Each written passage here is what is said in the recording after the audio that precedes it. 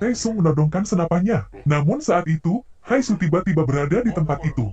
Masalah ini sampai di ketua Kwon. Haisu menjelaskan, dia melihat Taesung menodongkan senapannya ke Wusin. Namun Taesung berdalih bahwa kecurigaan biasa terjadi saat berburu. Haisu merasa Wusin tidak berbuat sesuatu yang mencurigakan. 전 전혀 수상해 보이지 않았는데. Situasi ini membingungkan karena Taesung dan Haisu memberikan penjelasan berbeda. Miss Kwon bertanya tentang apa yang dilakukan Wusin saat di hutan. Namun Wusin meminta pada ketua Kwon untuk bicara berdua saja. Setelah meninggalkan ruangan, Miss Kwon mengungkapkan kecurigaannya tentang Wusin pada Taesung. Saat itu, Haisu mendengar pembicaraan mereka. Ketika ketua Kwon mengatakan alasan Wusin ke hutan adalah untuk berjalan-jalan, Miss Kwon terkejut dan tidak percaya. Wusin yang bertemu Taesung meminta agar dirinya dikeluarkan dari sistem keamanan dengan mengancam akan membongkar identitas Taesung. Namun Taesung hanya memberikan saran agar Wusin berhati-hati terhadap Miss Kwon. Taesung meninggalkan Wusin setelah mempertanyakan keberadaan Adamas di tempat itu.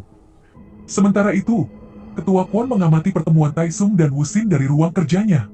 Di lain tempat, di kantor Seohee, Su-hyun menelpon minta bertemu. Saat bertemu, Seohee mengatakan bahwa Chang Woo dijebak. Kim Won-jung, saksi di persidangan, telah berbohong karena menyebutkan warna pakaian Chang Woo yang dipakai saat bertemu korban, padahal ia buta warna. Seohee mengatakan hal itu karena telah bertemu dengan saksi. Hari itu, Wusin tengah berjalan menyelidiki Menshen. Ia diikuti oleh Haisu. Pada saat membuka suatu ruangan, ia terpergok oleh Haisu. Kejadian ini juga diawasi oleh Nyonya Oh. Ketika Wusin bertemu Dongrim di kamar, ia terkejut karena Dongrim juga tahu jika Adamas ada di Menshen itu. Wusin kemudian pergi keluar untuk mengamati perkiraan letak Adamas disembunyikan. Sementara itu, Taesung berjalan ke hutan. Di situ, ia melakukan panggilan ke markas. Taesung melaporkan tentang kedatangan dan tujuan Wusin di Haesong yaitu mencuri Adamas. Taesung juga cemas karena jika Wusin gegabah penyamarannya bisa terbongkar. 저 하나 듣는 걸로 안 끝난다고요. Setelah bertemu Seohee, Su-hyun mendatangi rumah Kim Won-jung, saksi di persidangan Chang Woo untuk memastikan bahwa ia buta warna. Su-hyun bertanya, mengapa saat di persidangan Won-jung berbohong mengenai warna jaket yang dipakai Chang Woo? Won-jung mengatakan, karena ia disuruh oleh seorang detektif. Sepulangnya, Su-hyun bertanya tentang kecelakaan istri Won-jung. Seohee mengatakan bahwa kecelakaan itu sengaja dibuat dan Won-jung juga telah menerima kompensasinya. Su-hyun bertanya, mengapa Seohee terobsesi dengan kasus Chang Woo? Seohee menjawab, karena ia yakin jika Chang Woo tidak bersalah dan tidak patut dihukum mati. Sementara itu Wusin kembali menyelidiki Menshen untuk mencari kemungkinan tempat persembunyian Adamas. Ia menuju ke lantai 3 tempat yang seharusnya tidak boleh ia kunjungi karena dikhususkan untuk ketua Kwon dan keluarganya. Saat itu, tiba-tiba ketua Kwon muncul dan bertanya sedang apa Wusin di tempat itu. Untuk menutupi motif perbuatannya, dengan cerdas Wusin menjawab kalau ia akan mewawancarai ketua Kwon sebagai bahan penulisan memoir. Dan kemudian wawancara dilakukan, ketua Kwon menjelaskan riwayat Haesong. Ketua Kwon juga menceritakan bahwa ketika Haesong tengah mengalami krisis, ia membuat Adamas, panah berujung berlian, sebagai simbol Haesong. Adamas adalah bahasa Yunani yang berarti tak bisa ditaklukkan. Ketika Su-hyun minta untuk melihat Adamas secara langsung, ketua Kwon menolaknya secara halus.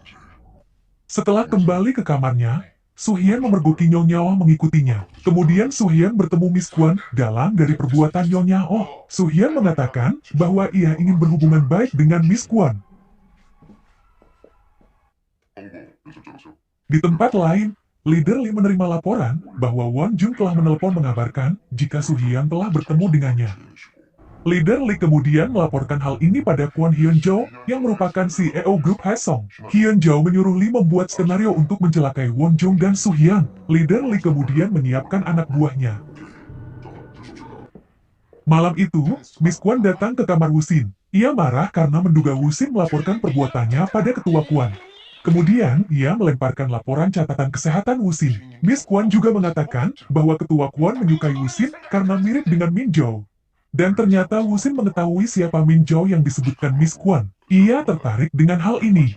Ketika melihat catatan kesehatannya, Wusin menyadari sesuatu. Kemudian, ia bertemu Haisu untuk memastikannya. Satu teka-teki terpecahkan ketika Haisu menceritakan bahwa dirinya lah yang mengirim dan menulis surat pada Wusin saat hujan lebat di malam itu. Isi surat itu adalah Lee Chang-woo, bukan pelaku yang sebenarnya, dan senjata pembunuhan yang hilang adalah Adamas simbol Haesong. Haisu juga mengatakan bahwa isi surat ia peroleh dari Kwon Hyun Jo suaminya yang mengatakannya secara tak sadar di bawah pengaruh ramuan tanamannya. Kemudian Haisu bertanya apa yang dilakukan Wusin di tempat itu. Wusin menjawab ia akan mencuri Adamas. Wusin mengatakan ia mau menjadi penulis karena seseorang merekomendasikannya dan menduga itu adalah Haisu. Namun Haisu menyangkalnya. Percakapan keduanya terhenti ketika mereka bertanya-tanya siapa orang itu. Malam itu, ketika Suhyeon pulang ke rumahnya, seseorang mengikutinya. Ketika Suhyeon melihat siaran berita TV, ia terkejut karena Won Jung, saksi kasus Changwoo yang telah dikunjunginya, diberitakan meninggal karena bunuh diri. Saat sedang menyimak berita itu, Suhyeon menyadari kehadiran seseorang dalam rumahnya.